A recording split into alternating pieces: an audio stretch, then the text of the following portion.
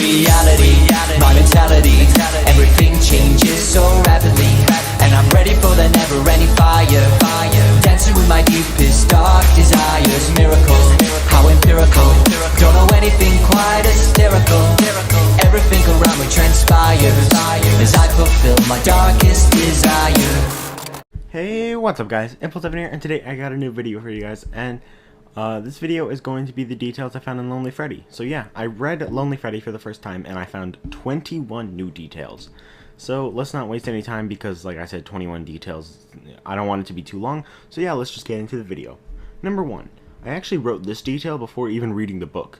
Based on similar physical description, many people believe Hazel in this story represents Elizabeth, but if you look at the evidence, it more points towards Hazel being a parallel to the crying child and Alec being Michael. Sure, there are some similarities between Alec and crying child, but a lot more and more valid connections are with Michael. He bullies his younger sister at her birthday party in a Freddy's location and makes a huge mistake and has huge regrets trying to fix it. Basically the exact same situation with Michael and crying child in the games, right?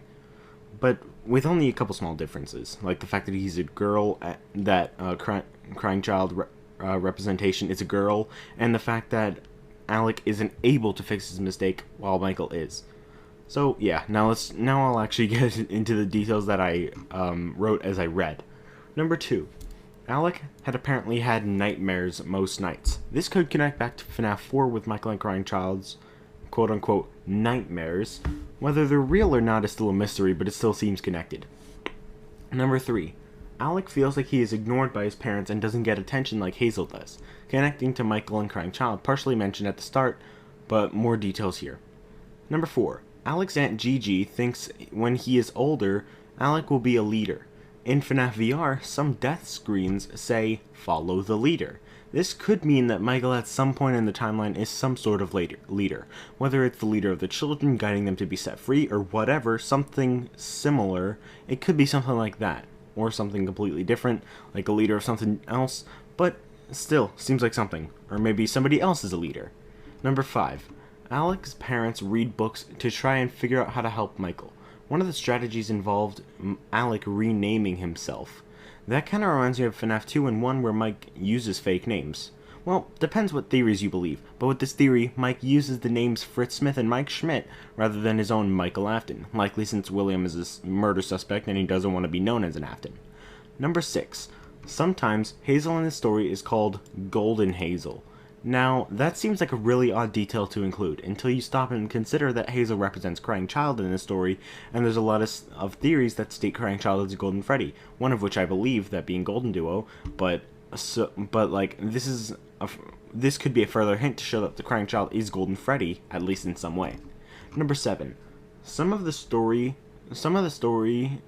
took place when they were setting up Freddy's for the party. In FNAF 4, crying child had no reason to be at Fredbear's in the post-night 2, 3, and 4 minigames, but the restaurant doesn't change at all between then and the party day, so could it be that crying child is there that day because they are all setting up the party? Number 8. Hazel is said to have had her party at Freddy's for 4 years in a row. Now, let's assume that this story happens as early as possible. Since the first Freddy's opened and closed within about 2 to 3 years, it can't be between 1983 and 1985, since it opened in 1983 and closed 1985. FNAF 2 was only open for a couple of weeks, and that was in 1987, and since there was like about a year age gap in between, 4 years doesn't add up, so can't be between 1983 and 1987 at this point. The FNAF 1 location opened up in 1988, as seen from the FNAF AR Fast Facts, so the earliest this story could possibly take place in is 1992, and the latest it could be is 1993, since FNAF 1 closed in 1993, seemingly. So we actually have a very clear time span of when this story takes place, but there's one thing I should say.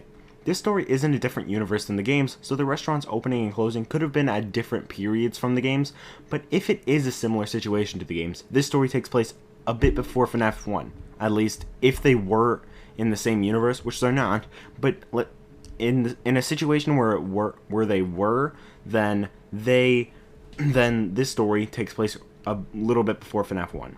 Number 9. In the description of Lonely Freddy, it states that a touch of Freddy Fazbear's magic can help a kid to not be lonely, or something along those lines. What Freddy's magic? Is this just like a publicity thing, or like, does it mean something we've seen in the series, like Remnant Agony or Spirits, or something like that? Because that's what it seems like. Number 10. Whenever it talks about how they move around the location, when they like go to different rooms and stuff, it makes me think that this is not the FNAF 1 location, since the entrance is in the party room, and they keep having to like go around, get to the party room, and it's pretty much every single room in the FNAF 1 location connects to the party room. So this seems like it's a lot bigger location than the FNAF 1 location. It's possibly the Into the Pit location, but that was in 1985, and we've established so far that this is 1993. So maybe this is the Silver Eyes location, which is basically FNAF 1, but with a bunch of differences, a lot bigger. Number 11. I don't know why I haven't thought of this already, but Hazel and Alec have basically switched their behaviors completely. This is actually foreshadowing what happens later on with Alec literally switching places with Lonely Freddy. Number 12. Alec, throughout the whole story, thought Hazel was literally not herself, like a double of herself.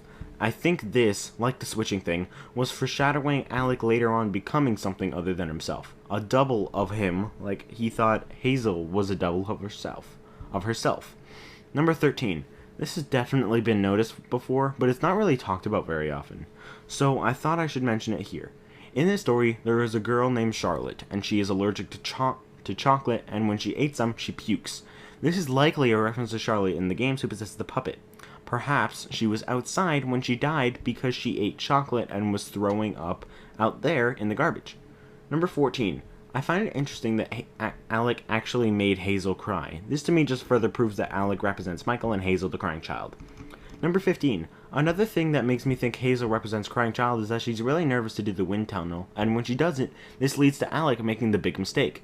This reminds me of FNAF 4, when Crying Child is scared to go to the animatronics, and when he is taken there by Michael, which is also similar to how Alec is the one who convinced Hazel to do the wind tunnel, and that leads to Alec making the mistake of, making the big mistake, which connects to Michael putting Crying Child in Fredbear's mouth and killing him, which was his mistake. Number 16. When Hazel is going through the wind tunnel, the employees flip switches and stuff that turn on some lights that make you nauseous. I get that that happens in real life with lights and stuff, but is it just me, or does this remind anyone else of illusion discs? Since the illusion discs actually make people nauseous, since it makes people see something that isn't actually there. Also, in the Twisted ones, illusion discs are hidden in the lights of the building.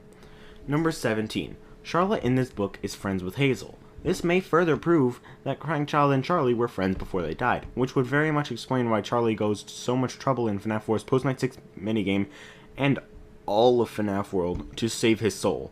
And don't give me the nonsense that she brought him back to life only for him to die again, because that's a terrible theory in my opinion, and that just doesn't work with the lore. And the fact that Scott is great at making his story, and he cares about the fans' opinion on it. Remember back in the days of FNAF 4? At that point, Dream Theory was actually canon, but people didn't like that, so Scott literally changed the entire lore. So why would he make BV5th canon when literally everybody hates it? Or most people, at least. That storyline, even if it had good evidence, would just be an absolutely horrible storyline, in my opinion. Sorry, I went on a rant there, but honestly, I hate BV5th. If you believe it, that's fine. I'm not going to ridicule you for having an opinion. But in mine, I just don't like BV5th. I went way off topic, but whatever. Number 18. Alec enters the storage room and finds arcade games he remembers being popular about 10 years ago. The first Freddy's opened up in 1983. And if I'm right about this book being in 1993, this lines up perfectly. Number 19. What's interesting to me is that when the Lonely Freddy takes over Alec, he asks him questions and Alec answers, but Alec doesn't seem to be in control of his own voice. This, and the fact that Lonely Freddy's eyes seem to glow, and they switch bodies, just further proves that Lonely Freddy is related to Glitch Trap, since the Glitch Trap doesn't entirely switch bodies except for in one of the endings, but instead possesses someone and tells them to do what he wants, but he can't do it himself because he's not physical. Lonely Freddy has to force Alec to answer because, well, he's not a mind reader. Like how William can't just get up and do things himself because he doesn't have a physical form. He's Glitch Trap. both have to force people they possess. The reason I don't think this is a reference to Sid's location is that Ennard wasn't switching bodies with us, but taking over ours, with us still in our own body. This, though, is a digital consciousness transference, just like in FNAF VR. Number 20.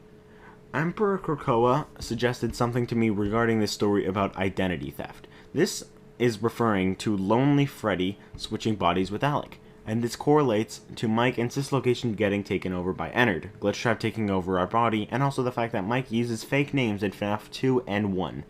Glitchtrap seems to be the more likely scenario, but Alec parallels Mike, so in a way, it could correlate to all three of them, or maybe only one of them, maybe two of them, we don't know.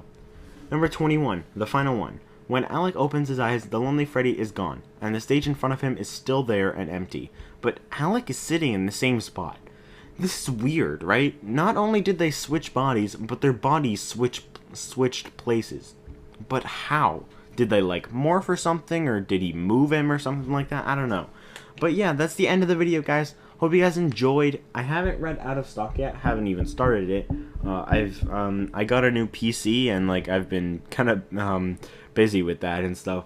But yeah, I will read it soon, and I'll make videos on that. I might not have enough videos to upload in the next few days, but I'll try to upload if I can.